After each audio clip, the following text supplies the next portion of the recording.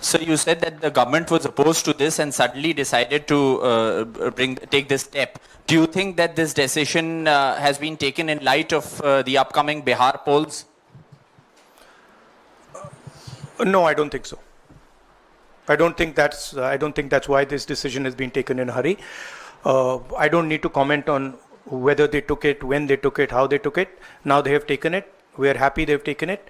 Now this needs to be taken forward. Sir, प्रधानमंत्री बार बार ये कहते थे कि ये 4 जातियां होती हैं सिर्फ देश में. अब अचानक से फैसला हुआ, तो क्या लगता है कि आपको जो विपक्ष ने और आप लोगों ने दबाव बनाया, उस दबाव के कारण? ये सिर्फ हमने दबाव नहीं डाला, ये सिर्फ दबाव नहीं डाला है हमने. ये हमने ऑर्गेनाइज तरीके से बहुत गहराई से कैंपेन चलाया है, ग्रासरूट लेवल पे कैंपेन चलाया है, और महीनों से हम ये कैंपेन चला रहे हैं और इस कैंपेन का असर पड़ा है, इफेक्ट आया है, और इसीलिए इन्होंने ये डिसीजन लिया है. बट कास्ट सेंसस जो मैंने आपसे बोला, ये दरवाजा खोलने का तरीका है. उसके बाद रियल विकास का काम शुरू होगा. एक बार हमें इंफॉर्मेशन मिलेगी तो फिर हम उस इंफॉर्मेशन के बेसिस पे हम एक्शन ले पाएंगे. मैं आपको 2-3 उदाहरण देता हूं. तेलंगाना के कास्ट सेंसस में से इंफॉर्मेशन किस ग्रैन्युलैरिटी की आ रही है और किस टाइप की इंफॉर्मेशन आ रही है. तेलंगाना में जो कॉर्पोरेट स्ट्रक्चर है, CEOs, management team, senior management, ownership structure, उसमें आपको एक दलित नहीं मिलेगा, एक आदिवासी नहीं मिलेगा, एक पिछड़े वर्ग का व्यक्ति नहीं मिलेगा. मैं कह रहा हूं एक नहीं मिलेगा. मैं ये नहीं कह रहा हूं कि 1% नहीं मिलेगा, है ही नहीं. 90% of India is not represented there. First.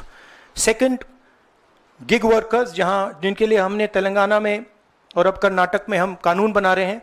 अगर आप गिग वर्कर्स की लिस्ट देखें, जिसको मैं मॉडर्न स्लेवरी कहता हूं, उसमें आपको सिर्फ ओबीसी, दलित और आदिवासी मिलेंगे. तो ये 2 स्ट्रीम्स बन रही हैं. एक स्ट्रीम मजदूरी की स्ट्रीम, गरीबी की स्ट्रीम, बेरोजगारी की स्ट्रीम, जिसमें दलित, आदिवासी, पिछड़ा वर्ग है, और दूसरी स्ट्रीम जिसमें एक छोटी सी एलीट पूरे के पूरे सिस्टम को कंट्रोल कर रही है. उसके ऊपर अदानी जी, अंबानी जी बैठे हैं. तो ये कास्ट सेंसस इस चीज को बदलने का फाउंडेशन है, पहला कदम है. राहुल जी, आप लगातार दबाव बना रहे थे, लेकिन पिछले 11 सालों से प्रधानमंत्री मोदी इस पर नहीं मान रहे थे. अभी पहलगाम का इतना बड़ा हादसा हुआ, क्या आपको लगता है कि इस वक्त में जो टाइमिंग है प्रधानमंत्री की कास्ट सेंसस को मानना, वो पहलगाम से ध्यान भटकाने की कोशिश है? आप जर्नलिस्ट हो, ये आप लोगों का काम है. आपका काम स्पेक्यूलेशन है, मेरा काम स्पेक्यूलेशन नहीं है. मैं फैक्ट्स पे काम करता हूं. तो आप स्पेक्यूलेट कीजिए, मैं इस पे स्पेक्यूलेट नहीं करूंगा. मेरे को स्पेक्यूलेट करने की ज़रूरत ही नहीं है. उन्होंने क्यों लिया, क्यों नहीं लिया, उसमें मुझे कोई इंटरेस्ट नहीं है. लिया, और ये बड़ा स्टेप है. मैं सिर्फ ये समझना चाहता हूं कि सेंसस कब होगा और ये किस प्रकार से सेंसस होगा, कौन से सवाल इसमें होंगे. क्योंकि आप कह सकते हो कि हमने सेंसस कर दिया और फिर रेलेवेंट सवाल आपने नहीं पूछे, तो फिर उसका कोई मतलब ही नहीं है. तो तेलंगाना में हमने बहुत गहराई से पब्लिक में जाकर कंसल्टेशन करके, लाखों लोगों से कंसल्टेशन करके हमने डिजाइन किया है. तो we want a people's census, we don't not want a bureaucrat census. Sir, आप पहले ही कहते थे कि एक्सरे है ये, तो एक्सरे के लिए सरकार राजी हो गई है. किस तरीके से एक्सरे हो? आप बार बार तेलंगाना मॉडल की बात कर रहे हैं, तो क्या तेलंगाना मॉडल अडॉप्ट होना चाहिए? किस तरीके से होना चाहिए? नहीं, देखिए, तेलंगाना मॉडल में 2-3 प्रिंसिपल्स हैं. पहला प्रिंसिपल है कि बंद कमरे में 5-10 ब्यूरोक्रेट्स ने उसको नहीं डिजाइन किया. ठीक है? क्योंकि फ्रैंकली बोलूं तो जिन कम्युनिटीज की हम मदद करने की कोशिश कर रहे हैं, उनकी होल्ड ब्यूरोक्रेसी में है ही नहीं.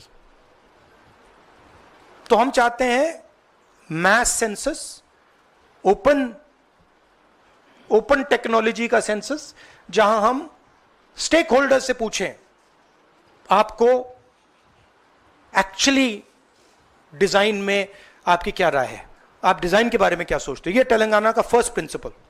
सेकंड प्रिंसिपल तेलंगाना में कि we have set up a expert group who is now going to study all the data and is going to present to the government of Telangana a vision based on caste census. So that is the second step. And third step, as you are already aware, Telangana has demolished that wall of 50%, right? And also the 15(5), Article 15(5) जो मैंने mention किया है।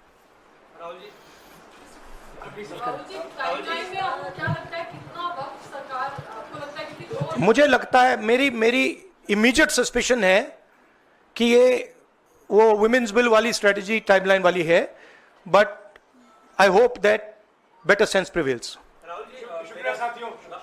अच्छा, no, I want to से one other thing which is frankly बहुत जरूरी है, और आज ये शायद कास्ट सेंसस से भी ज्यादा जरूरी है। मैं आज कानपुर गया और वहाँ पे जो टेररिज्म के विक्टिम थे उनसे मैंने बात की, परिवार से मैंने बात की। कोल्ड ब्लडेड तरीके से उनके बेटे को मारा गया है,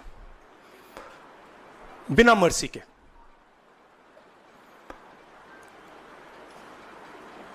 और 28 लोगों को ऐसे मारा गया है, बहुत सारे लोग घायल हुए हैं।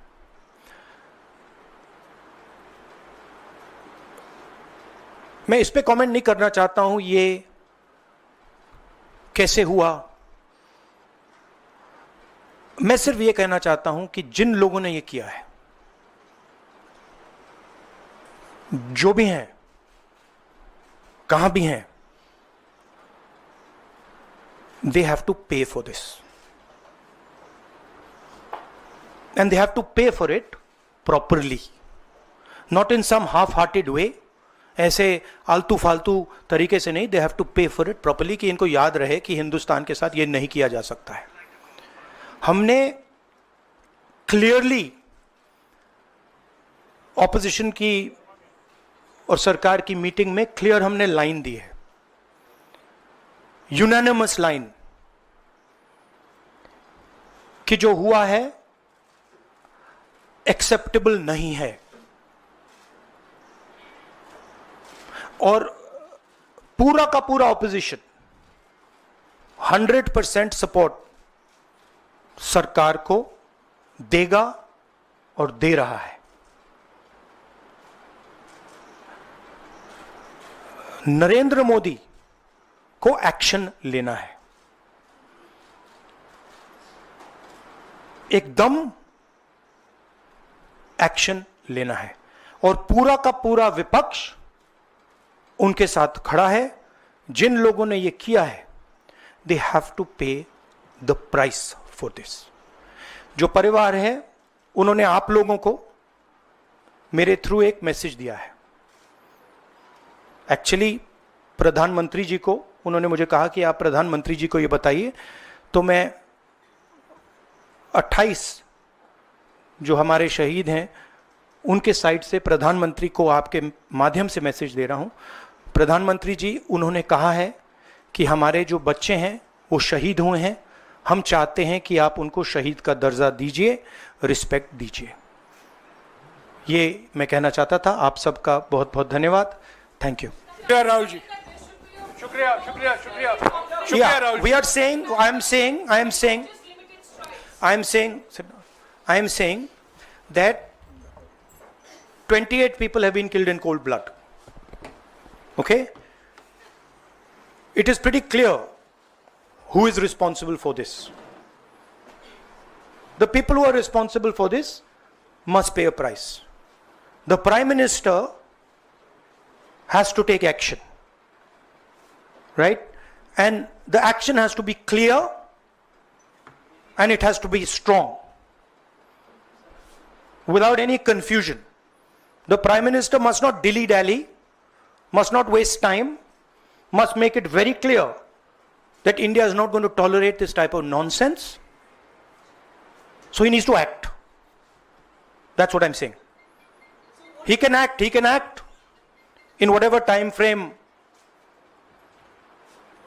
he thinks necessary, but he has to act soon. Are you saying that the action Shukriya. should be beyond the circuit?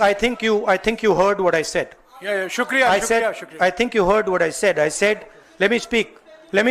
I'm not advocating anything. I'm being very clear. The people who have done this need to pay a price. Okay? And the Prime Minister has to act on it now, firmly. He should not dilly-dally. He should not be in a confused state. Thank you. Thank you.